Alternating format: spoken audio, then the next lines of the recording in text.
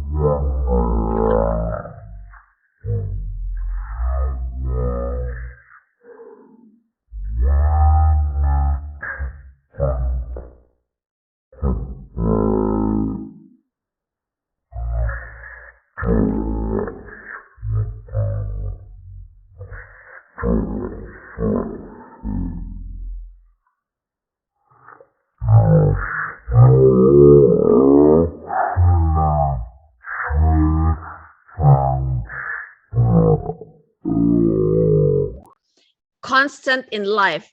From all the readings that I've gone through, there's two constant, and the two constants are, number one, we're all gonna die. Number two, we're always gonna pay taxes. And from the book today, you know, which political party is better, we've learned over the years that taxes are going up, and there's no other way. It's never ever gonna go back to zero. It's never gonna go back to less.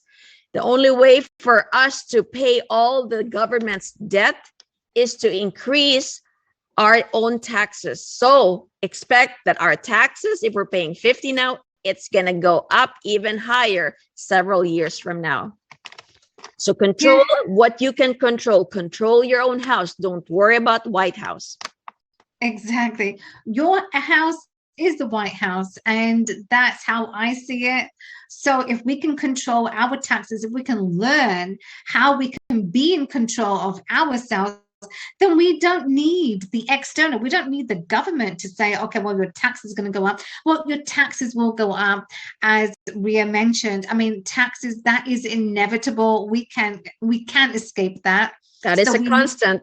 Right? That is constant. We can't escape it. You need to pay how much you are required to pay. In Canada, it's the CRA. The CRA wants you to pay the tax, the government. So you will need to pay where you are desired, where you are required, actually required to pay. So Ria, thank you. You know, that is such valuable information, because, you know, most people, they're always in that mindset that we need to, you know, listen to what the government is saying and pay attention to what the political parties have to say, and how are they moving forward. And a lot of times from, you know, reading over the years, a lot of times people rely on the government for their retirement.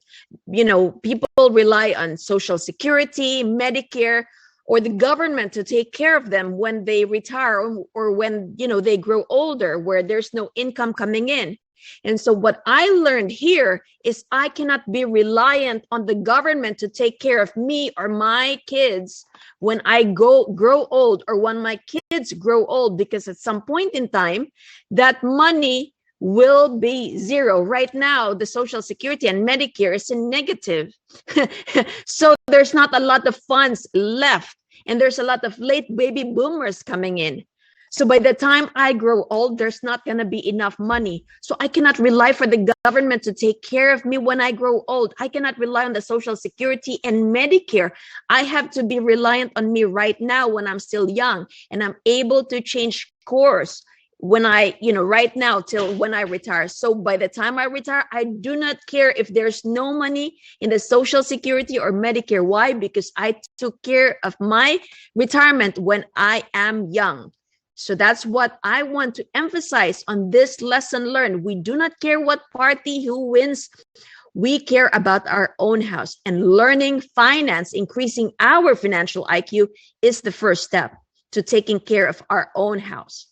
Exactly. You know what? It is, you need to be self-reliant. We need to be self-reliant in how we choose and what we are doing. We need to be governing ourselves and not, yeah. So, it's the external factors. So friends, you know what? We don't need to pay attention